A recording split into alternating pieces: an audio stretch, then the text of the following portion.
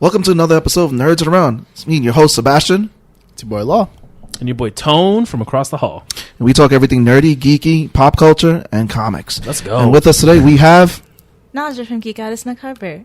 Yes! Welcome to the show, Najah. Thank you. What's going on, Najah? My name's Najah. Hello, peoples. I am 24. I am currently a very stressed out grad student. I run a convention called Geek at Snug Harbor. It's our second year. It's going to go on July 11th, 2020. Very cool. Yeah. So we're going to have local artists. We're going to have video games, panels, workshops on how to make your own armor and own cosplay. So people can actually wear stuff to the cosplay contest later on. We're also trying to get a human hamster ball. So if you ever wonder what it was like to be a hamster inside of those clear balls. Yo, when is this? That's July. That's bucket list for me. July. Yeah, it's July 11th, so it's on a Saturday. It's from 11 to 8:30. So I really just wanted to put something together that just had a combination of all the things I really enjoyed and loved. Let's just see if I can start off with like an art show. So I did like kind of like an artist alley show where people would just pay like $5 to like come in and be able to look at different artists' work. And people, whatever the artist paid for their table is just the table and that's it. They're there for like 4 or 5 hours. And whatever they make, they keep. That doesn't go to me because that wasn't the purpose. The purpose wasn't to make money. Like, yes, I want to make back the space money, but other than that, it wasn't to be like, oh yeah, like I want profit. I want to exploit people, which I've seen happen many times to my artist friends. It was really so that way the island can kind of come together because we are very separated and segregated in a lot of different ways. So I really wanted to be like, oh, hey, look, there's these amazing people right here. And not even just local artists, just people trying to come up. Because I've met plenty of artists from between like Bronx, Brooklyn, Manhattan, a couple from Jersey, where it's their first time doing a convention. It's their first time being in this type of space. And they're very afraid to go to like the bigger conventions because like you spend, $300 to $600, sometimes $800 on a table space. And you may not make that money back because it costs money to make your prints. It costs money to pay for the table, for travel, if you have to stay at a hotel. Yep. It's all very expensive. And I took that all into consideration when I was doing my pricing and just trying to get everything together so it is cost effective for even, quote unquote, average artists. Mm-hmm. Like even now with the convention, it's not to make money for me. It really is so that way people have maximum access to the amazing people in the community within, the 5 boroughs, within, tri-state area, and kind of be like, these are the people that I want to rock with. Right. I can be like, hey, can you send me that stuff and not pay like a whole bunch of money for shipping because you're right there, So that's really just the main thing. It's just to have a space on Staten Island because there isn't a convention on Staten Island. Like there's like stuff in high schools, right? But there isn't like a Big Apple Con. There isn't Brooklyn Comic Con. There isn't a POW Con. Like there aren't those types of conventions at Staten Island. Like this is the convention at Staten Island. What was your first con then? So my first con actually was Liberty City Anime Convention. Okay. That was back in 2018 because I had to wait and save money and wait till I finished my undergrad degree before I had fun. So it was responsible. I try. So hard. But yeah, that was my first one. And it was really interesting because I had a whole concept of what it was based on what people told me, what I watched on like YouTube. And I'm like, oh my God, it's convention.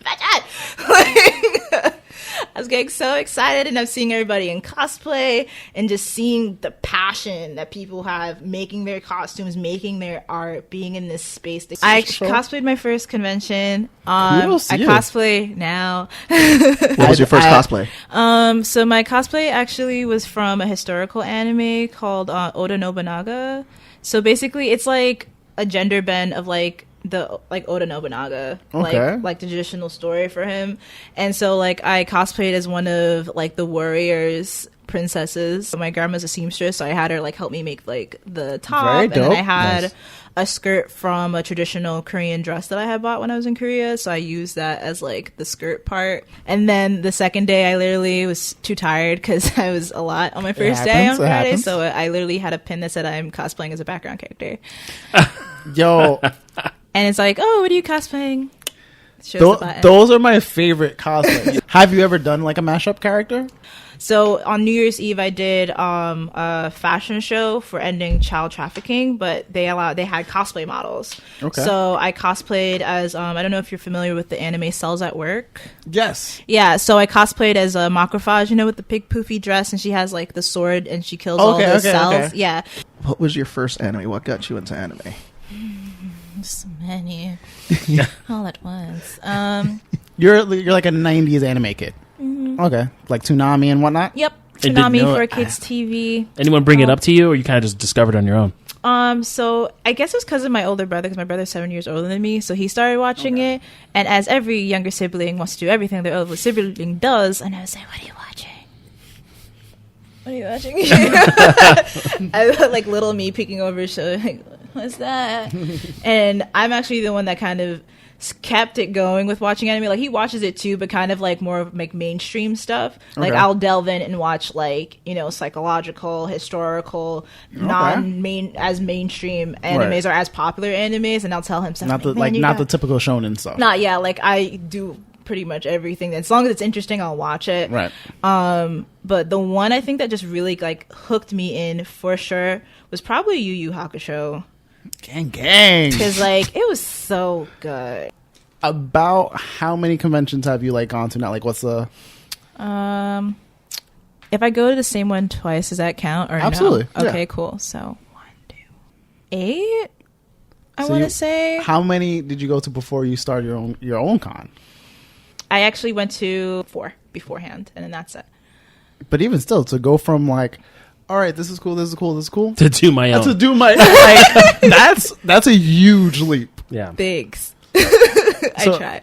How was that like inception, like the brain baby of that? Because I had thought about the concept probably over like the last 5 years. Okay. But I haven't had time to implement it because of school. I'm always overdoing everything. So do you have like a team with you? So yeah, I have a team with me. Okay. Most of them are local. There's actually one person who's from the Bronx who's helping me out with it. Yeah. If you want to give them a shout out, go right ahead. Go Cheyenne, I love you. Yeah, I love her. She's the best. It was really interesting because it's actually underneath another organization. So it's underneath an organization called Muslim Sisters of Staten Island, which is a nonprofit that my mom actually runs. Oh, wow. So so basically the nonprofit is just to help with underserved women and children involving creativity, social opportunities, and equality and diversity within the Staten Island and beyond the community. Cool. So I'm in charge. I'm actually the arts and culture director. So I do all of that. So humble brag. All right, I see. I'm slowly. I'm in charge of putting it all together, all of their art programs. So all of the expos, any type of painting sessions, I do them myself, or I hire someone else to paint, do the painting or sketching classes. I also help out with our summer camp. So I put together all the art classes for the summer camp.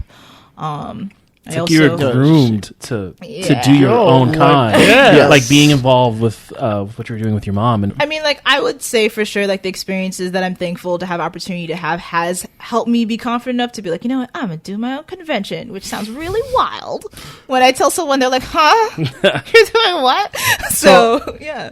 Like, when you first told that first person on your team, like, I need you to be on my team and we're gonna do this, like, what was that conversation like? So actually, that conversation wasn't had until this one. I actually did the last one by myself, with the help of my mom. Shout out, Mom. So yeah, Slight flex. I put together the name. I put together where I wanted to have it at. I'm the one that signs the contracts. So, and I was like, I went out to get sponsors. So everything for the convention is underneath Muslim Sisters of Staten Island. So I'm the youngest person on their board. So it's just very interesting bringing people that know nothing of this world, right? To be like, so we're doing this. How did the board take it? How did your leadership take all these different ideas? I mean, I'm pretty assertive when I need to be. I guess is the way I can put it. Yeah. Slightly persuasive. Don't be fooled. Tough. But I really just gave them facts because it is coming from an organization that is run by Muslims, so they do take religion and other stuff in consideration. Right. So I did have to explain it to them. I was like, this is not a religious thing. This is not something that's infringing upon anything that we have as a belief system. Right. This is just us being in a space, being creative, and being around other creative people. and it also is a stress reliever. And I also used science because I talked to them about cosplay and mental health. Let's Oh, nice. let's go. Because that was like Very a thing. cool. They're like, oh, well, then how? Like, because it's like, how does this fall beneath like our goals and our mission? Because that was their big thing. And I was like, okay, well, we're going to be reaching out to different parts of the community, like different community centers. And we're going to try to see if we can get like, we have it where it's discounted for anybody that's part of a community center. They get a discounted price on tickets. So instead of them paying like, let's say a full $25, they'll pay like $5 per person. Oh wow. So, and That's if it's like, amazing. and if it's like a group rate with like a family that has like a lot of people, like it's a different price for that. Right. And we're trying to get stuff together where you have like a bus coming, let's say from the community center where everyone can meet and then go to the convention too. So like, that's what I was explaining. So I was like, this is part of the community. It isn't just so I can have fun, you know, Fun. you know, it isn't just, you know, because it's like an idea or a dream of mine. It really is to help with the creative process of the mind. And they believe me a little bit more because I was a psych major in undergrad, and they believe me even more because I'm in grad school now for art therapy. Look at you. There you go. If you would have had the same conversation with us and try to explain this conversation to like your 12-year-old, 8-year-old self, would your 8-year-old self believe you? My 8-year-old self would have a hard time understanding most of what I was saying because it'd be like, I don't know what mental health means, because that wasn't a conversation have at that age. True. Or even just in that time, you know, Yeah. because now it's becoming more prevalent to talk about and easier to have in conversations as opposed to like 10, 20, even 5 years ago. Right. So what was that? So what was that like? So you put all that work together, and you have your first con, and you're waiting before the doors open. The doors That open, calm before and the like storm. people start coming in and start interacting, and you've just got this whole experience that you built from the ground up. Man, that initial just not even just seeing people come in to attend, just seeing the vendors come in, and all the vendors I wind up knowing firsthand. Okay. So most of them I didn't actually know until I met them in person, because I do like to know the people that are coming if I can meet them. Right. Like, so if there are other conventions, I like to go and support them, even if they don't come to mine again. It doesn't matter to me. Right. You know, like, you do what you got to do to make yourself grow, and that's the purpose of us existing as conventions, is to help you guys. It's at least my concept, my idea of it. So it was just really nice seeing the people that either I was communicating with through email or I hadn't seen in like a couple of months.